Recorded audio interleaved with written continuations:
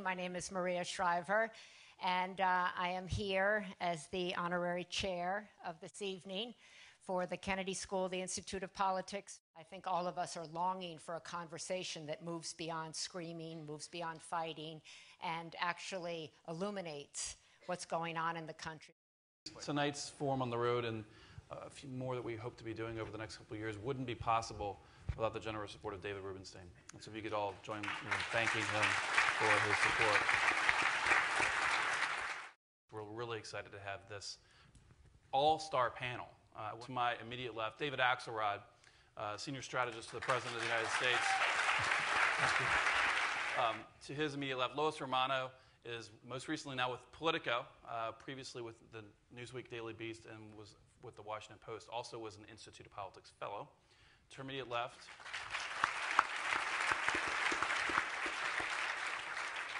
Matthew Dowd, who would like to be known, he is an independent now. Matthew has worked for both Democrats and Republicans, and I think what will be interesting as we dive into the discussion, in 2000 and 2004 was a senior strategist for President Bush, and one of the things I'd like for him and for David to discuss is what it's like running for re-election. And on the far left, for the first time ever,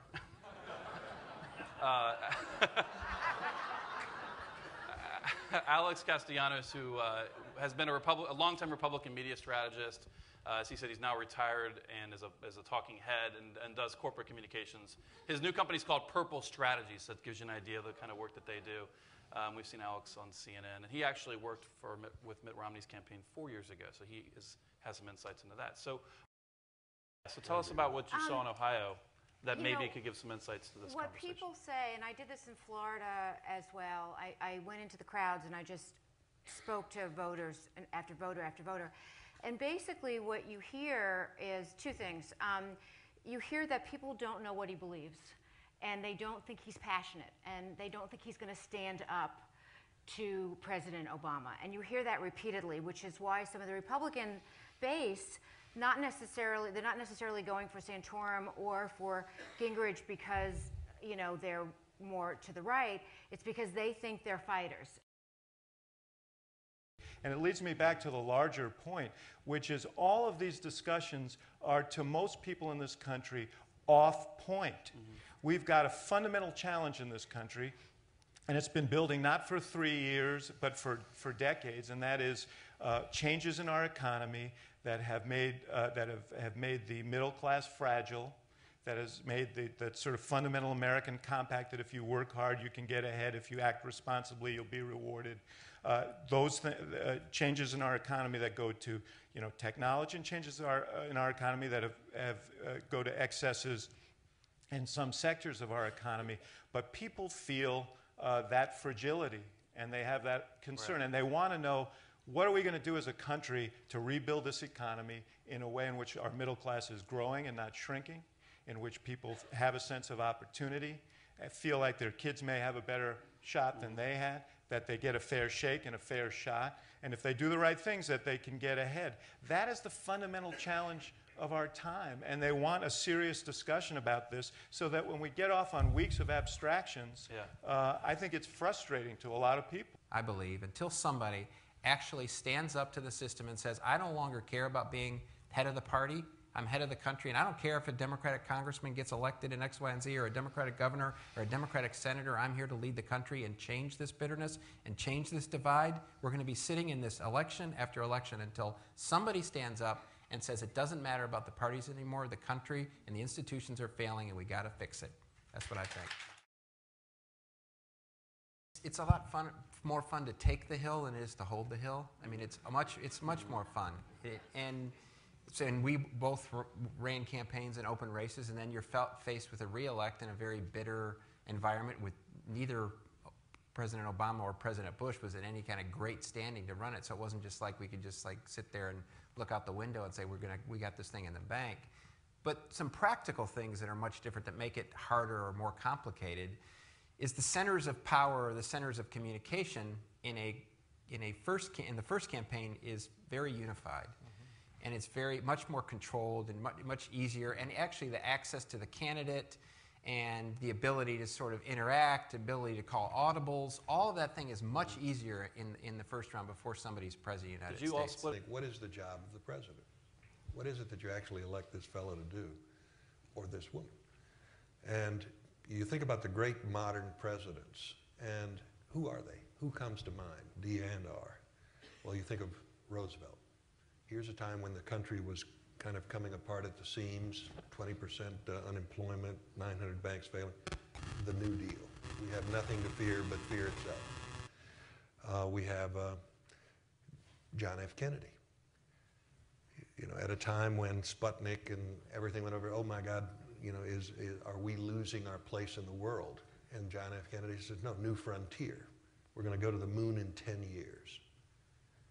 They're the same guy. Two transformational figures. Ronald Reagan, again at a time when the country was lost. And, you know, is it going to end with a bang or a whimper? Reagan says, no, we have a rendezvous with destiny. They're going to end up on the ash heap of history. The same president. The job of a president is to be this transformational leader. If I were just going to like throw out a name right now today, I would throw out Mike Huckabee. For me, I would have Marco Rubio on speed dial. And I'd keep an eye on Bob McDonnell out of Virginia. Stephen Graham, Harvard College and Harvard Law School. Do you think, it looks like Mitt Romney is doing a campaign of numbers this time, where he's not worried about all the talk, he's trying to put together numbers for delegates. Do you think he's going to try to do that same thing in the presidential campaign and use that same strategy? Well, I mean, he's putting together a numbers strategy because he has no other ability to win the nomination. I mean, to me, I think it's always a mistake. He needs to be aspirational. He's using arithmetic. Run a thoroughly tactical campaign. And, you know, Alex worked with him 4 years ago. I think the absence of someone like Alex is being felt. Karen Skelton, the Kennedy School, 1986. And I also worked in the Clinton White House during his re-election, and I just want to thank you guys for coming out here and having this great conversation. I want to ask a question about the primary calendar.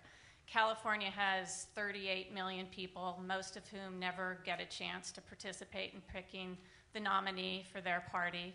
So I'm wondering if any of you think that the calendar should be shifted away from the couple 100,000 who start the trajectory of the process in Iowa, or if you think it works the way it is. This is actually something I know a little bit about. When I was a Secretary of State, I chaired the Presidential Primary Reform Committee, and one of the difficulties with changing the primary role of Iowa and New Hampshire from what it is right now is that the folks in Iowa and New Hampshire care a great deal about being first, and the rest of the country doesn't care as much. My approach to reforming the system, what I always argue was, let's fix what comes after Iowa and New Hampshire. And it is a brutal process, but it is a brilliant process in that these campaigns don't pick candidates, they make candidates. These guys are so much different than when they started.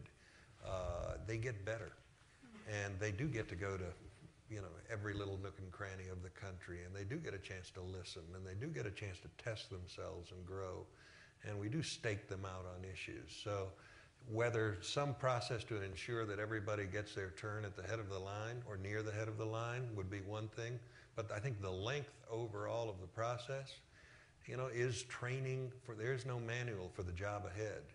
And this is, I think it's a pretty powerful way to do it. I'm fairly confident this will be the first, but not the last, of the Forums on the Road in California. And we look forward to our next visit with all of you.